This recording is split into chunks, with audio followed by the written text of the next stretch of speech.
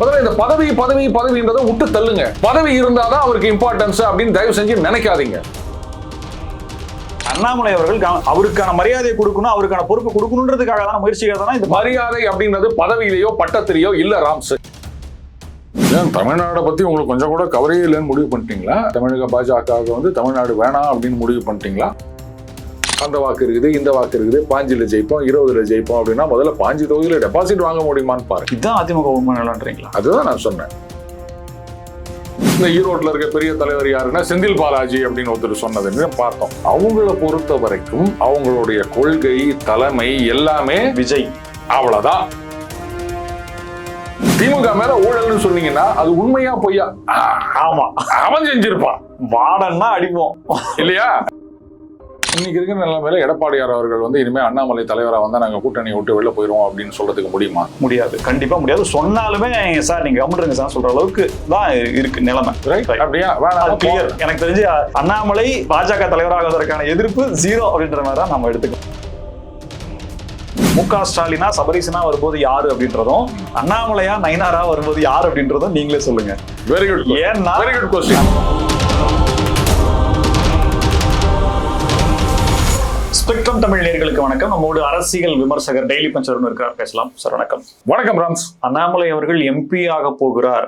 ஆந்திராவில் ஒரு 25 சீட் மொத்தமா ஆல் ஓவர் இந்தியாவில் எலெக்ஷன் வரப்போகுது. அதுல ஆந்திராவில் இருக்க மூலியமாக ராஜ்யசபா எம்பியாக தேர்ந்தெடுக்க போகிறான்னு சொல்லி நாளிதழில் செய்தியாக வந்துருச்சு. ஸோ இப்போ அண்ணாமலைக்கான முக்கியத்துவம் அப்படின்றது மறுபடியும் அரசியல் அரங்கில் கூடுதா? ஏன் தமிழ்நாடை பத்தி உங்களுக்கு கொஞ்சம் கூட கவரையே இல்லைன்னு முடிவு பண்ணிட்டீங்களா? தமிழக பாஜகவுக்கு வந்து தமிழ்நாடு வேணாம் அப்படின்னு முடிவு பண்ணிட்டீங்களா? எதனால இந்த மாதிரி ஒரு விபரீத முடிவு? அவருக்கு பொறுப்பு ஏதாவது மேபி கொடுக்க போறாங்களா? எம்பி ஆயிட்டு அதுக்கப்புறம் முக்கிய இலாக்காக்கள் என்ன சொல்றாங்க? அண்ணாமலை ஏற்கனவே சொல்லியிருக்காரு தெரியுமா, நான் தமிழகத்துல தான் இருப்பேன், வேற எங்கேயும் போறதுக்கு எனக்கு விருப்பம் இல்லை. சார், அமித்ஷாவுக்கு அருகிலேயே ஒரு அதிகாரி ஒரு போஸ்ட் ஒன்று காலியாவது அவர் வச்சுக்க போறாரு, உள்துறையிலேயே அவர் இருக்க போறாரு அப்படின்ற அதிகாரி போஸ்ட்டுக்கெல்லாம் அவர் போக முடியாதுங்க. அட்வைசர், ஆலோசகர் அந்த மாதிரி தான் போலாமே தவிர அதிகாரியா அவர் போக முடியாது. இன்னும் சில பேர் இப்படிதான் சொல்லி தெரிஞ்சுக்கிறாங்க. அவரை வந்து சிபிஐக்கு டைரக்டரா போடுறாங்க, ராக்கு டைரக்டரா போறாங்க. இது என்னங்க இது? விட்டு தள்ளுங்க. சரி, ரைட்டு, அது போட்டோம். அவரு திட்டவட்டமா சொல்லிட்டாரு, எனக்கு தமிழகம் தான் களம் அப்படின்னு. அப்புறம் ஏன் அவர் திருப்பி வந்து நீங்க வெளில அனுப்பணும்னே பார்த்து நிக்கிறீங்க? தமிழகத்துல அவருக்கு என்ன பொறுப்புன்றது ஒண்ணு கேள்வி வருது இல்ல? அடாடாடாடாடா, இத பொறுப்புன்னு இன்னும் எத்தனை நாள் தான் இப்படி ஜாங்கிரி பிடிச்சதுக்கு போறீங்கன்னு எனக்கு புரியல. அவருக்கான முக்கியத்துவம் இல்ல சார். இப்ப தமிழக அரசியல் அரங்குல பாஜகவுல அண்ணாமலை என்ன அப்படின்ற கேள்வி வருது. நயினா நாகேந்திரன் தலைவரா இருக்காரு, இப்ப அண்ணாமலை என்னன்ற கேள்வி வருது இல்ல? இப்ப அண்ணாமலை என்னன்ற கேள்வி இன்னைக்குதான் வந்திருக்கா இல்ல வந்து எத்தனை நாள்? தோல்விக்கு பிறகு அதிகம் பேசப்படுதுன்னு சொல்லுங்க. எந்த தோல்விக்கு பிறகு? இந்த 2026 எலெக்ஷன் ரிசல்ட். சரி, 26 எலெக்ஷனுக்கு முன்னாடி, சரி, இப்ப ஜனவரி 2026 அவருக்கான பொறுப்பு இங்க ஏதாவது இருந்ததா? இல்ல. அவருக்கு முக்கியத்துவம் ஏதாவது இங்க இருந்ததா? இல்ல. அப்புறம் ஏன் எல்லாரும் வந்து அவரையே பிரச்சாரம் கொடுக்கணும் சார்? அப்புறம் ஏன் அவரே 26 ரிசல்ட் எதிர்பார்த்தபடி இல்ல. சோ அண்ணாமலையுடைய தேவை இங்க இருக்கு, அவருக்கு கொடுக்கணும்ன்றதுனால கொடுக்குறாங்க. பாசிட்டிவா தான் நானும் கேட்கிறேன். அண்ணாமலை அவர்கள் அவருக்கான மரியாதையை கொடுக்கணும், அவருக்கான பொறுப்பு கொடுக்கணுன்றதுக்காக தான் முயற்சிக்காக தானே இந்த மரியாதை அப்படின்றது பதவியிலேயோ பட்டத்திலேயோ இல்ல ராம்ஸ். இன்றைக்கு திமுகவின் தலைவர் யார்? முக ஸ்டாலின் அவர்கள். எம்எல்ஏவா இருக்காரா? இல்ல. எதிர்கட்சி தலைவரா இருக்காரா? சொந்த தொகுதியிலே தோத்து போயிட்டார்ல, அவருக்கு முக்கியத்துவம் இல்லைன்னு சொல்லிடுவீங்களா? பதவியை வச்சா அவருக்கு முக்கியத்துவம் வருது. முதல்ல இந்த பதவின்றதை விட்டு தள்ளுங்க. பதவி இருந்தாதான் அவருக்கு இம்பார்ட்டன்ஸ் அப்படின்னு தயவு செஞ்சு நினைக்காதீங்க. அவர்கிட்ட மிக முக்கியமான பொறுப்பு இருக்கின்றது. தமிழகத்துல பாஜகவை மீட்டெடுக்க வேண்டும், வளர்த்தெடுக்க வேண்டும். நான் இப்ப சொல்ல மாட்டேன், மீட்டெடுக்க வேண்டும். நீங்க பாட்டுக்கு ஒரு கணக்கு போட்டு போன தடவை விட இந்த தடவை இத்தனை % ஏறிடுச்சு அப்படின்லாம் சொல்லிக்கிறேன், நம்மள நாமே ஏமாத்திக்கலாம். அது கிடையாது. மக்கள் முன்னாடி வந்து அப்சல்யூட் டேர்ம்ஸ் தான் கண்ணுல தெரியும். 4 பேர் இருந்தாங்க, ஒன்னாக்கிட்டாங்க, இதுதான் தெரியுமே தவிர அவங்களாண்ட போயிட்டு பர்சன்டேஜ் இவ்வளவு வந்துச்சு, நாங்க வளர்ந்து விட்டோம் அப்படின்னா அதெல்லாம் ஏத்துக்க மாட்டாங்க. அப்போ அதை மீட்டெடுக்க வேண்டிய மிக முக்கியமான பொறுப்பு, இதோட முக்கியத்துவம் வாய்ந்த ஒரு பொறுப்பு அவருக்கு நீங்க கொடுத்துட முடியுமா? அவர் எம்பி ஆக்கி ஒரு சென்ட்ரல் மினிஸ்டர் ஆக்கிட்டு டெல்லிக்கு அனுப்பிச்சிருங்க. எப்படி டெல்லியில மினிஸ்டரா போன பிறகு இங்கேயே உட்காந்துக்கின்னு அவரு தமிழகத்துக்கான மந்திரி அப்படின்னு ஏதாவது போர்ட்போலியோ இருக்குதா? பாஜக தமிழ்நாட்டுல வளரணும். 2029 பாஜகவுக்கான எலெக்ஷன். அப்போ அண்ணாமலையினுடைய பங்கு என்ன? பாஜகவினுடைய வாக்குகளை வாங்குறதுக்கு அண்ணாமலை செய்ய வேண்டிய வேலை என்ன? அவருக்கு கொடுக்க வேண்டிய இடம் என்ன? இதுக்கு பதில் சொல்லுங்க. நீங்க கட்சியை வளர்த்தெடுக்கணும், பெரிய அளவுல கொண்டு வரணும். 29 தேர்தலில் வந்து குறைந்தபட்சம் ஒரு 20 இடங்கள் அப்படின்ற டார்கெட்டை வச்சு வேலை செய்யணும் பாஜகவிற்கு. சரி, இது அவருக்கான முக்கியமான ஒரு பொறுப்பா நான் பார்க்கிறேன். பதவி இல்லை. அதுக்கப்புறம் என்ன பண்ணணும் அப்படின்னு சொன்னா, தலைவர் யாரா ஒன்னா இருந்துட்டு போட்டோம், ஆனா இவர் சொல்றதுதான் ஃபைனல், இவர் எடுக்கிறது தான் டிசிஷன். இஷ்டம் இருந்தா இருங்க, இல்லாட்டி கிளம்பி போயின்னே இருங்க. இதை நயனா நாகேந்திரன் டம்மி பண்ற மாதிரி இருக்குல்ல சார்? தலைவர் அவர் தான், ஆனா முடிவு அண்ணாமலை எடுப்பார் அப்படின்னா, இப்ப அண்ணாமலை தலைவராக இருந்து மற்றொரு நியமித்து அண்ணாமலை ஒத்துக்குவாரா அப்படின்ற கேள்வி வரும்ல. இங்க ஏற்கனவே நயினார தலைவரா வச்சுக்கின்னு அவரை யாரும் பிரச்சாரத்துக்கு கூப்பிடாம அண்ணாமலை அவர்களை கூப்பிடும் போது அப்ப எப்படி ஃபீல் பண்ணாரோ அதே மாதிரி இப்படி ஃபீல் பண்ணிட்டு உட்காந்துக்கிட்டோம். தேசிய தலைவரா நிதின் நபீன் அவர்கள் இருக்காரு. ஆனா வெஸ்ட் பெங்கால் தேர்தல் நடக்கும் போது அங்க வந்து கூட்டணி வச்சுக்கலாமா வேணாமா, யாரை நிறுத்துவது, என்ன மாதிரியான ஸ்ட்ராட்டஜியை பண்றது, யார் யாருக்கு சீட்டு கொடுக்கறது அப்படின்றதெல்லாம் தேசிய தலைமையை யாரும் கேட்கல. ஆனா ஜெயிச்சு வந்த பிறகு சால்வை யாருக்கு போட்டாங்க தெரியுமா? நிதின் நபீனுக்கு தான் போட்டாங்க. அது தெரியுமா? அமித்ஷாவுக்கு போடல. அதை நீங்க கவனிக்கணும். நீங்க தலைவர், கரெக்ட். காங்கிரஸ்ல தேசிய தலைவர் மல்லிகார்ஜுன கர்கே அவர்கள். ஆனா கூட்டணியில குழப்பம்னா அவங்கள போய் பார்க்க மாட்டாங்க இருக்குல்ல. அவர் ஏதாவது ஃபீல் பண்ணாரா? என்னங்க எங்களை வந்து இந்த மாதிரி போஸ்ட்ல உட்கார வச்சுட்டு குழப்பம்னா அவரே சொன்னாரு, நாம யாரை கேட்டு முடிவு இருந்தது அவரே சொன்னாரு. அவ்வளவுதான். தேசிய கட்சிகள்ல இப்படித்தான் தலைமை பதவி அப்படின்றது. அதை புரிஞ்சுக்கினா போதும். நீங்க தலைவரா இருங்க, எல்லா கழுத்தும் நீங்க போடுங்க. ஆனா யார் யாரை எங்கெங்க வைக்கிறது, என்ன மாதிரியான அரசியல் ஸ்ட்ராட்டஜி பண்றது அப்படின்றதெல்லாம் இவர் பண்ணுவாரு. அதுக்கு ஒரு பொறுப்பு வேணான்றீங்களா? அதுக்கு ஒரு பதவி வேணான்றீங்களா? அதுக்கு ஒரு அதாவது கட்சி ரீதியான அமைப்பு ரீதியான ஒரு இது வேணும்ல. சும்மா நீங்க அவரு தான் முடிவெடுப்பாருன்னு சொன்னா இப்ப நயினா நாகேந்திரன் கோச்சுக்குவார்ல. சரி, இப்போ திமுக ஆட்சியில் இருக்கும் பொழுது முதலமைச்சர் அவரு, ஆனா முக்கியமான முடிவுகளை எல்லாம் வேற ஒருத்தர் எடுத்தார் அப்படின்னு சொன்னாங்க. அந்த குற்றச்சாட்டு, அதனாலதான் திமுக தோத்து போச்சுன்னு கூட சொல்றாங்க. முடிவு எடுத்தாரு சொல்றல, ஆலோசனைகளை கொடுத்து அவரை வேற மாதிரி டியூன் பண்ணாங்கன்ற மாதிரி சொல்றாங்க. முடிவு மு.க. ஸ்டாலின் ஓபனாவே சொல்றேன், அவருடைய மருமகன் தான் எல்லா முடிவுகளையும் எடுத்தாரு, அதனாலதான் இது மாதிரி ஆயிடுச்சு அப்படின்னு சொல்றாங்க. அவர் இன்னைக்கு ஃபீல் பண்ணாரா முதலமைச்சர்? ஜெயலலிதா அவர்கள் ஆட்சியில் இருக்கும்போது சசிகலா தான் வந்து அமைச்சர்கள்ல இருந்து எல்லாத்தையும் இது பண்ணுவாங்க அப்படின்னு சொன்னாங்க. ஜெயலலிதா அவர்கள் ஏதாவது ஃபீல் பண்ணாங்களா? நான் சிஎம், நான் வந்து கட்சியுடைய பொதுச் செயலாளர். இந்த இடத்துல ஜெயலலிதாவா சசிகலாவான்னு வரும்போது யாரு அப்படின்றதும், மு.க. ஸ்டாலினா சபரீசனா வரும்போது யாரு அப்படின்றதும், அண்ணாமலையா நயினாரா வரும்போது யாரு அப்படின்றதும் நீங்களே சொல்லுங்க. வெரி குட், ஏன்னா வெரி குட் क्वेश्चन. அவங்க வந்து பப்ளிக் ஃபேஸ் கிடையாது, பின்னாடி இருந்து அவங்கதான் யாரு எல்லாருக்குமே தெரியும் அப்படின்னு. அதாவது அதை யாராலையும் ஏத்துக்க முடியாது. மக்களால் தேர்ந்தெடுக்கப்பட்ட ஒருவர். ஆனா மக்களோட சம்பந்தம் இல்லாத ஒருத்தர் முடிவெடுக்கிறார், அதை இவர் ஒத்துக்கிறார் போது அதையே ஏத்துக்கிற உங்களால, கட்சியால் நியமிக்கப்பட்ட ஒருவர், மக்கள் செல்வாக்கு பெற்ற ஒருவர், அவர் இயக்குகின்றார் அப்படின் போது ஏன் ஏத்துக்க முடியல? இப்ப வித்தியாசம் புரியுதா உங்களுக்கு? He is the face of BJP in Tamil Nadu. 2021 AIADMK தோல்விக்கு பிறகு சரியான எதிர்கட்சி தலைவராக செயல்பட்டது அண்ணாமலை அவர்கள் தான். அப்ப அவருக்கு என்ன போஸ்ட் இருந்தது? எம்எல்ஏவும் கிடையாது, தலைவர் ரைட்டு நான் ஒத்துக்கிறேன், எம்எல்ஏ கிடையாது, எதிர்கட்சி தலைவர் கிடையாது. ஆனா அவர் தானே எதிர்கட்சியா செயல்பட்டார். அதே மாதிரி இப்ப பண்ணிட்டு போட்டோம். நான் ஏன் இதுக்கு சொல்றேன்னா, வழக்கம் போல இப்ப நீங்க தலைவராக போட்டீங்கன்னா 2029 பார்லிமெண்ட் எலெக்ஷன் 3 வருஷம் முடிஞ்சிச்சின்னு சொல்லிட்டு வெளில தள்ளிடுவீங்க. இந்த மாதிரி முட்டாள்தனமான ரூல் எல்லாம் பாஜக தான் வச்சிருப்பாங்க. இந்த தகவல் எப்படி சார் வருது? இப்ப பத்திரிகை செய்தி, அதுவும் நம்பக்கூடிய ஒரு பத்திரிகையில செய்தியாவோ என்ன இடத்துல இருந்து எப்படி ஒரு எம்பி ஆக போறான்ற செய்தியே வருது. அப்ப இந்த செய்தி எல்லாம் ஏன் வருது? அண்ணாமலை எம்பி ஆகிறான்ற செய்தி ஏன் வருது? இன்னைக்கு என்ன பண்ணுங்க, நீங்க தம்ப்நெயில்ல இப்படி வைங்க, அண்ணாமலை மத்திய உள்துறை அமைச்சர் ஆகிறார் அப்படின்னு போடுங்க. லட்சக்கணக்கான வியூஸ் வருதா இல்லையா பாருங்க. வியூஸ் வரும், ஆனா உண்மை இல்லைன்றது. யாருங்க ஒரு வாரம் கழிச்சு யாராவது என் சொக்காய் பிடிச்சி கேட்க செய்தி எப்படி போட்டான்னு சொல்லி கேட்க போறாங்க? யாராவது கேட்க போறாங்களா? ஆமாங்க, நீங்க சொன்னங்க, நீங்க சொல்றது கரெக்ட். ஒரு யூடியூப் சேனல்ல ரெப்யூட்டட் இல்லாம யாராவது உட்காந்து 2 பேர் பேசிட்டு வியூஸ்க்காக பேசுறாங்கன்னா ஓகே. நீங்க எனக்கு தெரிஞ்ச அந்த நாளிதழ் நீங்க படிச்சிருப்பீங்க. ஒரு நாளிதழ்லயே இது வருதே சார், எந்தெந்த இடங்கள்ல எவ்வளவு அப்படின்றது பர்டிகுலரா பக்காவா வருது. அப்போ அது ஒரு வலதுசாரி நாளிதழ் கூட. அப்படி இருக்கும்போது அந்த தகவலை நம்ம எப்படி புறந்தள்ள முடியும்? வலதுசாரி நாளிதழ்னா அவங்க சொல்றதெல்லாம் உண்மை, இடதுசாரினா அவங்க சொல்றதெல்லாம் பொய் அப்படின்னு எந்த சட்டமும் கிடையாது. பொய் யார் ஒன்னா சொல்லலாம், உண்மை யார் ஒன்னா சொல்லலாம். திருப்பி கேட்கறதுனால நான் ஒன்று சொல்றேன். இப்போ அண்ணாமலை அவர்கள் வந்து இது பாருங்க, இந்த சீட் அலோகேஷன்ல எனக்கு விருப்பம் இல்லை, இது வந்து சரியில்லை, ஜெயிக்க முடியாத சீட்டெல்லாம் நமக்கு கொடுத்துட்டாங்க அப்படின்னு அண்ணாமலை அவர்கள் கையெழுத்து போட்டதா 2 பக்கத்துக்கு ஒரு டுபாக்கூர் நியூஸ் ஒன்று சுத்திச்சுங்க. அது எப்ப சுத்துச்சுன்னா, அண்ணாமலை அவர்கள் பிரஸ் கான்ஃபரன்ஸ்ல சொல்றாரு, எனக்கு வந்து போட்டி போடுவதற்கு விருப்பம் இல்லை, நான் தலைமைக்கு வந்து கடிதம் மூலமா தெரிவித்து விட்டேன் அப்படின்னு சொன்னாரு. அடுத்த நாள் இந்த மாதிரி ஒரு லெட்டர் சுத்துது. சுத்த விட்ட உடனே அது பெரிய டிராக்ஷன் இல்லை, எல்லாரும் காரி துப்புறாங்கன்னு அதை டெலீட் பண்ணிட்டாங்க. இது ஒரு பத்திரிகையில செய்தியா வந்தது தெரியுமா?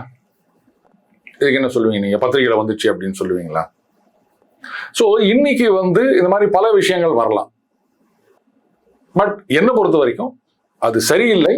அவருக்கு அந்த மாதிரி எம்பி பதவின்னு கொடுத்து டெல்லிக்கு அனுப்புறது சரியில்லை. அவரும் அதை ஏத்துக்க மாட்டார் அப்படின்றது என்னுடைய கருத்து. அவங்களுக்கு எங்க இருந்து சோர்ஸ் வந்ததோ அது எனக்கு தெரியாது. பட் என்ன பொறுத்த வரைக்கும் எப்படி இருந்தாலும் அண்ணாமலை அவர்கள் அதை ஏத்துக்க மாட்டார். நான் இங்க தமிழ்நாடு தான், நான் வந்து இங்க பாஜக ஆட்சி கட்டில் அமர்த்தாமல் நான் வர்றதா இல்லை. ஏன்னா 29 குரூஷியல். இப்போ களம் ரொம்ப ரொம்ப குரூஷியல். இதுதான் பாஜகவுக்கான களமாக இருக்கின்றது. இந்த நேரத்தில் விட்டுட்டு போயிட்டாங்க சொன்னா அதுக்கப்புறம் ஜென்மத்துக்கும் பாஜக நீங்க வளர்த்து எடுக்க முடியாது. சார், இப்போ இந்த டாக் வருது இல்ல சார், ஒரு எலெக்ஷன் ரிசல்ட்டுக்கு அப்புறம் அண்ணாமலை அவர்களை பத்தின சார்புடைய கருத்துக்கள் இல்ல எதிரான கருத்துக்கள், சார்புடைய கருத்துக்கள் எவ்வளவு வருதோ அது ஈக்குவலா எதிர்கருத்துகள் வருது. ஏன்னா அவர் என்ன இருந்தா பண்ணிடுவாரா, பெரிய இதா, இது எல்லாமே வந்து வார் ரூமால அவங்க ஆட்களாக பரப்பக்கூடிய செய்திகள் அப்படின்னு சொல்லி எதிர் செய்திகளும் வருது. அண்ணாமலை அப்படின்றதுதான் பாஜகன்றது இங்க, அதாவது நேர்மையாவோ நேரடியாகவோ இல்ல மறைமுகமாகவோ வருது அப்படின்னா அண்ணாமலை அவர்களுடைய தேவை இருக்குன்றது தெளிவா தெரியுதுல. இதை ஏன் மத்திய பாஜக எடுத்துக்க மாட்டேங்குது, ஏன் அதை பயன்படுத்திக்க மாட்டேங்குது? இது வந்து இந்த ஒரு வருத்தம், ஆதங்கம், கோபம், வெறுப்பு, எதிர்ப்பு அப்படின்றது வந்து நிறைய பேர்கிட்ட இருக்கு. ஆனா பாஜகவுடைய கேம் பிளான் என்ன அப்படின்றத அவங்க சரியா புரிஞ்சுக்கல.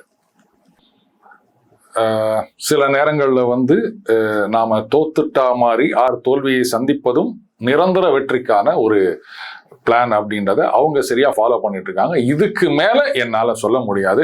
ஒண்ணு சொல்லலாம், கடந்த ஏப்ரல் அந்த தலைவர் மாற்றத்துக்கு பிறகு அண்ணாமலையை கட்டம் கட்டிட்டாங்க, அவருக்கு முக்கியத்துவம் கொடுக்கல அப்படின்னா எல்லாருக்கும் ஒரு இது இருந்தது. சில நேரங்களில் நானே கூட நான் அதை பேசியிருக்கேன், என்ன இந்த மாதிரி பண்ணிட்டு இருக்காங்க, ஒரு நல்ல ஒரு பவுலர் இருக்காருன்னு சொன்னா அதை யூட்டிலைஸ் பண்ணிக்காம பெஞ்சில் உட்கார வைக்கிறாங்களே அப்படின்னு. ஆனால் கட்டம் கட்டப்பட்டதும் திட்டமிட்டு தான் செய்தார்கள். அதுக்கு மேல நான் எதுவும் சொல்ல விரும்பல. இனி வருகின்ற காலகட்டங்கள்ல அது எப்படி பேன் அவுட் ஆகுது, அதனால இப்ப என்னென்னலாம் வரப்போகுது அப்படின்றத நீங்க வந்து பொறுத்திருந்து பாருங்கள், அப்ப தெரியும் உங்களுக்கு. கொஞ்சம் உடைச்சு பேசுறேன் சார். அண்ணாமலை அவர்கள் அதிமுக பாஜக கூட்டணிக்கு இடைஞ்சலாக இருந்தாரு. அவர் மாநில தலைவர் பொறுப்புல இருந்தா அதிமுக கூட்டணிக்கு வராதுன்ற டாக்கெல்லாம் போச்சு. அவர் அங்கிருந்து சென்ற பிறகுதான் அதிமுக பாஜக கூட்டணிங்கிறது அமையுது. இப்போது இருக்கக்கூடிய அதிமுக தலைமைக்கும் அண்ணாமலைக்குமான நட்பு அப்படிங்கிறது ஜீரோன்ற இருக்கிற நிலைமையில ரிசல்ட் வந்த பிறகு அதிமுகவே ஒண்ணு இல்லைன்னு ஆன பிறகு 2029 வரைக்கும் பாஜக அதிமுக அப்படிங்கிறது போனச்சு அப்படின்னா அடுத்த ஸ்டெப் என்ன அப்படின்ற ஒரு கேள்வி வருது. ரெண்டாவது, தாவேகா வெசஸ் அப்படின்ற இடத்துல இன்னைக்கு தமிழக அரசியல் இருக்கு. அப்ப அந்த வெசஸ் இடத்துல யார் இருக்கா? திமுக இருக்குதா, அதிமுக இருக்குதா, இல்ல பிஜேபி இருக்குதான்ற கேள்வியும் வைக்கிறாங்க. இதுக்கு உங்களுடைய பதில்? சரி, முதல் கேள்விக்கு வருவோம். இன்னைக்கு இருக்கிற நிலைமையில எடப்பாடியார் அவர்கள் வந்து இனிமே அண்ணாமலை தலைவரா வந்தா நாங்க கூட்டணியை விட்டு வெளில போயிருவோம் அப்படின்னு சொல்றதுக்கு முடியுமா? முடியாது, கண்டிப்பா முடியாது. சொன்னாலுமே சார் நீங்க கவர்மெண்ட் சார் சொல்ற அளவுக்கு தான் இருக்கு நிலைமை. அப்படியா? எனக்கு தெரிஞ்சு அண்ணாமலை பாஜக தலைவராகுவதற்கான எதிர்ப்பு ஜீரோ அப்படின்ற மாதிரி தான் நம்ம எடுத்துக்கணும். சரியா? சோ அந்த இஷ்யூவை நீங்க விட்டுருங்க. அடுத்தது, இனிமே அதிமுக வந்து இது பாருங்க, உங்களுக்கு வந்து நீங்க 27 கொடுத்தோமா, பார்லிமெண்ட் எலெக்ஷன்ல 3 கொடுக்குறோம் 4 கொடுக்குறோம் அப்படின்னு சொல்ல முடியுமா? பாஜக, அதாவது அமித்ஷா அவர்கள் என்ன சொல்லிட்டு போனாரு, இங்க தமிழகத்துல என்டிஏன்னா இவர் தலைமையில் தான் கூட்டணி, அவர் தான் முடிவு எடுக்கணும் அப்படின்னு சொன்னாரு. இனி வருகின்ற காலகட்டங்கள் அந்த மாதிரி நடக்குமா? பாஜக பார்த்து தான் வந்து இனிமே கூட்டணி முடிவுகளை எடுக்க வேண்டும், யாருக்கு எவ்வளவு சீட்டு அப்படின்றது. ஸோ இனிமே அதிமுகவை பொறுத்த வரைக்கும் ஒரு ஈக்குவல் பார்ட்னர், நாங்கள் தான் டாமினன்ட் பார்ட்னர் அப்படின்லாம் சொல்ல முடியாது. நான் இன்னும் ஜூனியர் பார்ட்னர் அளவு கொண்டு போல, பட் ஈக்குவல் பார்ட்னர் அப்படின்ற ஒரு மரியாதையுடன் தான் இருக்க முடியுமே தவிர நாங்கள் தான் எல்லாம் அப்படின்னு அதிமுகவில் இனிமேல் சொல்ல முடியாது, செயல்பட முடியாது. அதை ஒத்துக்கிறீங்களா? நீங்க இவ்வளவு காம்ப்ரமைஸ் சொல்றீங்க அப்படின்னா நான் பாஜகவோட கூட்டணியில இருக்க வேண்டிய அவசியம் என்னன்னு சொல்லி எடப்பாடி கே பழனிசாமி யோசிச்சாருன்னா, தாராளமா வெளில போங்க, என்ன இருக்கு உங்களுக்கு? அப்புறம் சொல்லுவாங்க தாவேகாவோட போலான்னா அதையும் விட்டுப்புட்டீங்க, பாஜகவோட போறதையும் விட்டுப்புட்டீங்க, அப்புறம் இனிமே என்ன பண்ண போறதுன்னா கட்சி அப்படின்றது மட்டும்தான் இருக்குமே தவிர வேற ஒண்ணுமே கூட இருக்காது, எதிர்காலம் ஒண்ணுமே கிடையாது. தொண்டர்கள் மத்தியில எல்லாம் அவங்கவுங்க ஒவ்வொரு கட்சிக்கு போயிடுவாங்க. அது உங்களால புரிஞ்சுக்க முடியுதா? எங்களுக்கு சிறுபான்மையினர் வாக்கு கிடைக்கும், நாங்க ஒரு 15ல இருந்து 30 இடங்கள்ல வெற்றி பெறுவோம், பாஜகவுக்கு அப்புறமா கொடுக்கறதா என்னன்றதை பாத்துக்குவோம். சரி, அது மறுபடியும் அந்த மாதிரி ஒரு தப்பு பண்ணணும்னா பண்ணிட்டு போங்க, ஒன்றும் இல்லாமல் போங்க. 24லயே என்ன நடந்தது அப்படின்றத பார்த்தோம், எத்தனை இடங்கள்ல அவங்க வந்து 3வது இடத்துக்கு போனாங்க அப்படின்றதையும் நம்ம பார்த்தோம். அதாவது இந்த 25 அப்படின்றது இங்க இருந்தப்பவே கொங்கு மண்டலத்துல நாங்க கிங்கு அப்படின்னு இருந்தப்பவே இதுதான் நிலைமை. இப்போ கட்சியே உடைந்து விட்டது அப்படின்னும் போது இன்னும் நாங்க வந்து அந்த வாக்கு இருக்குது, இந்த வாக்கு இருக்குது, 5 ஜெயிப்போம், 20 ஜெயிப்போம் அப்படின்னா முதல்ல 5 தொகுதியில டெபாசிட் வாங்க முடியுமான்னு பாருங்க. இதுதான் அதிமுக உண்மை நிலன்றீங்களா? அதுதான் நான் சொன்னேன். இப்போ வந்து அவங்க சிவசேனா எப்படி வந்து டாமினன்ட் பார்ட்னர்ல இருந்து ஈக்குவல் பார்ட்னர், ஜூனியர் பார்ட்னரா போனாங்களோ அந்த ட்ரெஜெக்டரியை தான் இன்னைக்கு அதிமுக ஃபாலோ பண்ணிட்டு இருக்கு. இந்த ரியாலிட்டியை அவங்க அக்செப்ட் பண்ணிக்கல அப்படின்னு சொன்னா இன்னைக்கு அந்த சிவசேனா எப்படி இருக்கோ அப்படித்தான் அவங்க ஆக வேண்டும். நம்பர் 1. எல்லாத்துக்கும் மேல ஒரு முக்கியமான கேள்வி, இந்த கேள்விக்கு யாருமே பதில் சொல்ல மாட்டேங்கிறாங்க. பாஜகவுக்கு இந்த 26 தேர்தல் வெற்றி தோல்வின்றது ஒரு பெரிய விஷயமே கிடையாது. இங்க எம்பி வந்துதான் ஆக போறதும் ஒன்றும் கிடையாது. அமித்ஷா அவர்கள் வந்து மத்திய உள்துறை அமைச்சர், இந்திய அரசியல்ல நம்பர் 2ன்னு சொல்லலாம். அந்த அளவுக்கு செல்வாக்குடன் இருக்கின்ற ஒருத்தர். அவருடைய பேச்சுக்கு மறு பேச்சு கிடையாது, கட்சியிலையும் சரி எதிலையும் சரி. ஒத்துக்கிறீங்களா? அப்படி இருக்கிறவர் ஒரு மாநில கட்சியுடைய தலைவர் கண்டிஷன் போடுறாரு, தலைவரை மாத்தினாதான் நான் வந்து மீட்டிங்கே வருவேன் அப்படின்னு. 12 மணிக்கு மீட்டிங்னு சொன்னவர் டக்கு புக்குன்னு உடனே தலைவர்னு நாமினேஷன்றாங்க, இவர் தான் தலைவர்ன்றாங்க. சாயங்காலம் 6 மணி வரைக்கும் காத்திருந்து அலையன்ஸ் அனௌன்ஸ் பண்ணிட்டு போற அளவுக்கு விட்டு கொடுத்து இறங்கி வந்திருக்கின்றார். அப்படின்னா காரணம் இல்லாம அவர் செஞ்சிருப்பாரா? அதையும் யாரும் யோசிக்க மாட்டேங்கிறீங்க.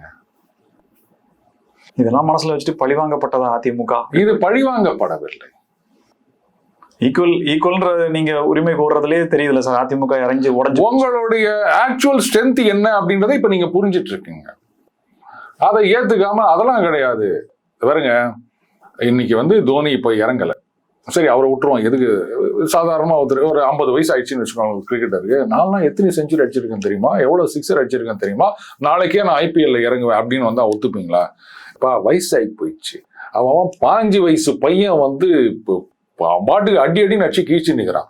15 எங்க 50 எங்க? நீ அந்த காலத்துல அடிச்ச, இப்ப அதெல்லாம் அடிக்க முடியுமா? அவனோட அந்த ஃபாஸ்ட் பவுலிங்க அவனால ஃபேஸ் பண்ண முடியாதுப்பா, நீ வேற கண்ணாடி வேற போட்டுனுக்கிற அப்படின்னு தானே சொல்லுவீங்க. சோ அன்றைக்கு இருந்த அதிமுக வேற, இன்றைக்கு இருக்கின்ற அதிமுக வேற.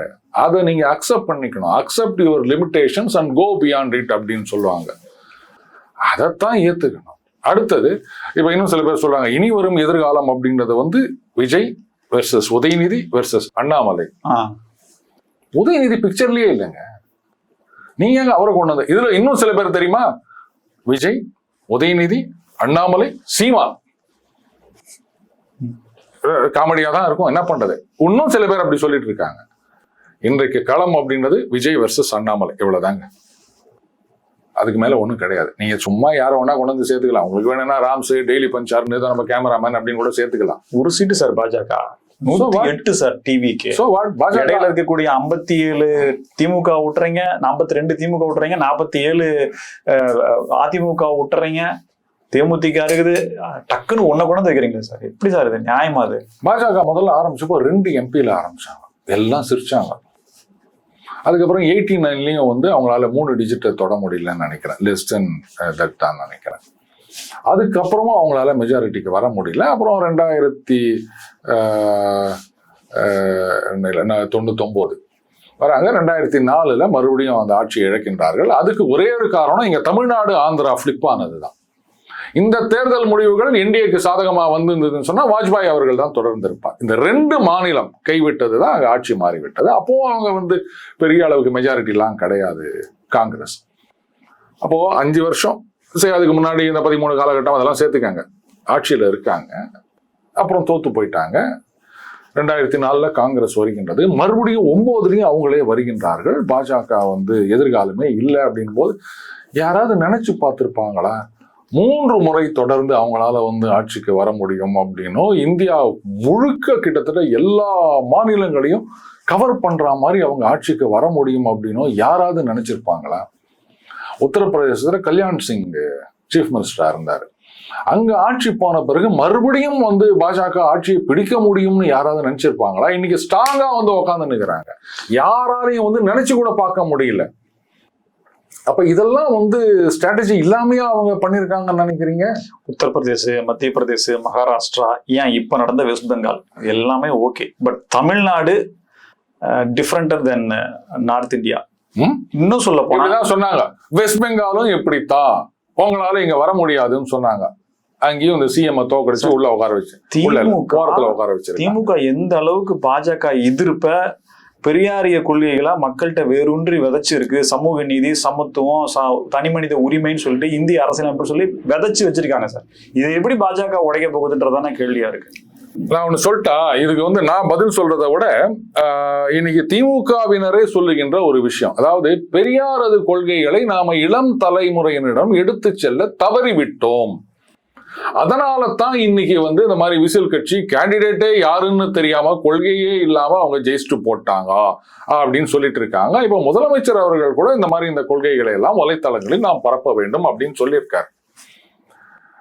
சரி, நீங்க பெரியாரது கொள்கைகளை எடுத்து செல்ல தவறிவிட்டோம். அந்த பக்கத்துல யாரோட கொள்கைகளை எடுத்துட்டு போனாங்க? கொள்கை தலைவர்கள் அப்படின்னு பெரியார் அவர்கள், அம்பேத்கர் அவர்கள் அப்படின்லாம் சொன்னாங்க, எல்லாம் கரெக்ட். ஆனா அவங்க கட்சிக்காரங்க கிட்ட போயிட்டு இவங்க எல்லாம் யாருன்னு கேளுங்க. அதை நம்ம வீடியோ கூட பார்த்திருக்கோம். இந்த ஈரோட்ல இருக்க பெரிய தலைவர் யாருன்னா செந்தில் பாலாஜி அப்படின்னு ஒருத்தர் சொன்னதுன்னு பார்த்தோம். அவங்கள பொறுத்த வரைக்கும் அவங்களுடைய கொள்கை, தலைமை எல்லாமே விஜய், அவ்வளவுதான். சரி, இந்த பக்கத்துல கலைஞரது கொள்கைகளை, ஸ்டாலின் அவர்களது கொள்கைகளை நீ ஏன் சொல்லல? சொல்ல முடியும். இங்க வெறும் விஜய் அப்படின்ற ஒரு தனி நபரை தானே வச்சு அவங்க தட்டி தூக்கிட்டு போனாங்க. அப்போ இந்த இடத்துல நீங்க இன்னும் கலைஞர் ஆட்சின்னு கூட சொல்ல மாட்டாங்க. அவங்களாவது எம்ஜிஆர் ஆட்சி, அம்மா ஆட்சின்னு சொல்றாங்க. இவங்க கலைஞர் ஆட்சின்னு கூட சொல்ல மாட்டேங்கிறாங்க. சொன்னதே கிடையாது. சினிமா கவர்ச்சி சார். சினிமாவில் இருந்த புகழ இவங்க வேற மாதிரி எல்லாம் கேஸே போட்டாங்க. குழந்தைகளை வைத்து வாக்குகளை வாங்கி விட்டார்கள், கேஸே போட்டாங்க அவங்க. ராம்ஸ், இந்த சினிமா கவர்ச்சி அப்படின்றது புதுச்சேரியில பெருசா ஈடுபடல ராம்ஸ். இத்தனைக்கும் ரொம்ப சின்ன தொகுதி அங்க. எல்லாமே மொத்தமே 9.5 லட்சம் வாக்காளர்கள் தான் ஒட்டுமொத்த புதுச்சேரியிலேயே 30 சீட்லயுமே. அங்க இது ஈடுபடலையா ராம்ஸ்? சோ நீ ஆட்சி நல்ல ஆட்சியாக இருந்திருந்தது அப்படின்னு சொன்னா எந்த ஒரு சினிமா கவர்ச்சியும் ஈடுபட்டிருக்காது. இன்னைக்கு அந்த வண்டி வாங்கினதுல ஊழல் அப்படின்னு சொல்றாங்க இல்லையா, இதுல ஒரு சில பேர் கேட்டிருக்காங்க, எப்படி 10 நாள்ல முடிஞ்சது, இது திமுக ஆட்சியிலேயே போடப்பட்ட உத்தரவுன்னு சொல்லியிருக்காங்க. எடுபடல. உண்மைதான். ஏன்னா திமுக மேல ஊழல்னு சொன்னீங்கன்னா அது உண்மையா பொய்யா? ஆமா, அவன் செஞ்சிருப்பான். வாடன்னா அடிப்போம் இல்லையா? அப்படித்தான் இருக்கு. சோ இதுதான் நான் சொன்னேன். நீங்க அந்த அளவுக்கு மக்கள்கிட்ட பதிஞ்சிருக்கு. இது மாத்துறதுன்றது பிரிக்க முடியாதது அப்படின்னா ஜனங்க அப்படி சொல்லிட்டு போயிடுவாங்க. அந்த மாதிரி தான் இன்னைக்கு இருக்கு. புரியுதுங்களா? தாவேகா வெற்றிக்கு வழி போட்டது அப்படின்னா அது திமுக தான், ஆட்சி தான். அவ்வளவுதான். ஏங்க ஒரு திமுக அமைச்சரே ஒரு தடவை பேட்டியில சொல்ல மாட்டான், ஏதாவது ஒரு 10% ஆனா இவங்க 20%, 25% அதிமுக ஆட்சியில இருக்கும்போது பேசினார் ஒருத்தர். இவ்வளோ வில்லந்தியா ஒருத்தர் சொல்லிட்டு போறாரு. அப்புறம் நீங்க நாங்க ஊழலே இல்லைன்னு சொன்னா, அப்ப எந்த குற்றச்சாட்டு சொன்னா ஆமா அது திமுகவா நிச்சயமா செஞ்சிருப்பாங்க. அப்ப தப்பு யார்கிட்ட இருக்கு? நீங்க பெரியாரது கொள்கையில எடுத்துட்டு போனா மட்டும் இந்த ஊழல் குற்றச்சாட்டை அவங்க தொடச்சிட முடியுமா அவங்க மேல இருந்து? நீங்க மத்தவங்களை குறை சொல்லி நிக்கிறீங்க. அதனாலதான் நான் சொன்னேன், அரசியல் களம் அப்படின்றது இந்த பக்கம் விஜய், இந்த பக்கம் அண்ணாமலைன்னு சொன்னே தவிர நீங்க உதயநிதியை கணக்குல சேர்க்காதீங்கன்னு சொன்னதுக்கு அதான் காரணம். ஏன்னா இவங்க மேல நீங்க ஊழல் குற்றச்சாட்டும் வைக்க முடியாது. யார் சொல்றது பாரு, நீ ஒரே வார்த்தை முடிஞ்சு போயிடும். நிஜமாகவே தாவேகா ஆட்சியில ஒரு மிகப்பெரிய ஊழல் நடந்து அதை திமுக எடுத்து சொன்னாலுமே யார் சொல்றதுன்னு பார்த்தாலே தெரியலையா, போங்க போங்க இப்படிதான் ஜனங்க சொல்லிட்டு போவாங்க, நம்ப மாட்டாங்க. ஆனா அண்ணாமலை அவர்கள் சொன்னார்னா அதை நம்புவாங்களா மாட்டாங்களா? அந்த எக்ஸ்ட்ரா பேகேஜ்ன்றது அவர்கிட்ட கிடையாது. அதுதான் நான் சொன்னேன், விஜய் வெர்சஸ் அண்ணாமலை, இதுதான் களம் அப்படின்னு. சோ அதுக்கேத்த மாதிரி தான் அரசியல் நடத்தணும். அப்போ நீங்க அவருக்கு பதவி கொடுக்கணும் இல்ல எப்படி பண்ணணும் அவசியம் கிடையாது. அப்படி கொடுக்கறதா இருந்தா பிளாங்க் செக். அவரா பதவியில இறங்குற வரைக்கும், அவர் ஆட்சி கட்டில கொண்டு வர வரைக்கும் அவர் தான் தலைவர். நீங்க பாட்டு இந்த 3 வருஷத்துக்கு ஒரு தடவை செத்து விளையாடுற விளையாட்டில் முத்துக்கால சொல்ற மாதிரி விளையாடி இருந்தீங்கன்னா அது வேலைக்கு ஆகாது. அதனாலதான் சொன்னேன், அதெல்லாம் வேணாம், பொறுப்பா குத்துருங்க. கல்யாண வீடுகளில் பொண்ணு காப்பான்னு ஒருத்தர் இருப்பாருப்பா. சில நேரங்களில் அந்த அளவுக்கு அவர் எஃபெக்டிவா பண்ண முடியாது. அதனால என்ன பண்ணுவாங்க, இதுக்குன்னே சில குடும்பங்களை ஒருத்தரை நாமினேட் பண்ணி வச்சிருப்பாங்க. அவர் தான் எல்லாத்தையும் பார்த்துப்பாரு. நான் பொண்ணுக்கு அப்பனா இருக்கேன். எப்பா நீ அப்பனா இரு, அங்க போயிட்டு ரிசப்ஷன்ல வரும்போது அங்க கவரை வாங்கிக்கோ, அவங்களோட போட்டோ எடுத்துக்கோ, மீதி எல்லாம் பார்க்கணும்னா இவர் தான். அவர் வீட்டுல ஒரு மாமாவோ இல்ல பெரியப்பாவோ யாரோ ஒருத்தர் இருப்பாரு, அவர் தான் உட்காந்துட்டு எல்லாத்தையும் பண்ணுவாரு. ஏன் கல்யாண பத்திரிகையில வீட்டுக்கு மூத்தவர் யாருன்னு அவர் பேரை தானே முதல்ல போடுறோம். நான் பையனுக்கு அப்பா என் பேர அவர் தான் மூத்தவர்ன்றான் இல்லையா, அந்த ஒரு இம்பார்ட்டன்ஸ் அதுதான் முக்கியம். அவர் பேரை வச்சுதான் கல்யாணம் அப்படின்ற மாதிரி இங்க இவரை வச்சுதான் பாஜக. ஒத்துக்குனா ஒத்துக்காங்க, அப்படி இல்லை நாங்க சித்தாந்தத்துப்படி தான் போவோம் அப்படின்னு சொன்னா தமிழக மக்கள் அப்படியே ஒட்டுமொத்தமா பாஜகவை கை கழுவி விட்டுருவாங்க. மிக்க நன்றி சார், பல்வேறு தகவல்கள். ரெண்டாவது அடுத்த அரசியல் நகர்வு எப்படி இருக்குன்ற ஒரு அனுமானமான செய்தியும் உங்களுடைய பார்வையும் கருத்துக்களும் சொன்னீங்க. மிக்க நன்றி தகவல்கள். நன்றி ராம். எங்களை மீண்டும் சந்திப்பு. மனிதர்கள் ஸ்பெக்ட்ரம் தமிழோட நன்றி நேயர்களே.